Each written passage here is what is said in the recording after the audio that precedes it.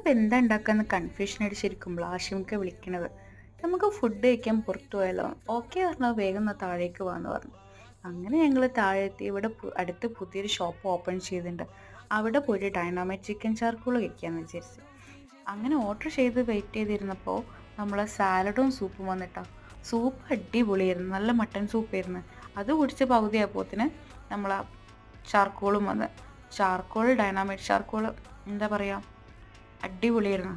ഓരോ സോസാണെങ്കിലും ചിക്കൻ നല്ല juicy chicken, എന്താ പറയുക, നല്ല നല്ല ടേസ്റ്റി ചിക്കനായിരുന്നു. അത് ട്രൈ ചെയ്യാത്തവരെന്തായാലും ട്രൈ ചെയ്യണം.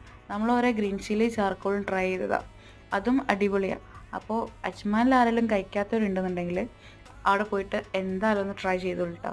ചിക്കൻ ചാർക്കോൾ ഇഷ്ടപ്പെടുന്നവർക്ക് എന്തായാലും ഒരു ബെസ്റ്റ് സ്പോട്ട് തന്നെയാണ് ഇത്. ലൊക്കേഷൻ വരുന്നത് അജ്മാൻ റാഷിദിയ 2 മക്ക ഫാർമസിൻ്റെ അടുത്തുള്ള ഹണി ബൈറ്റ്.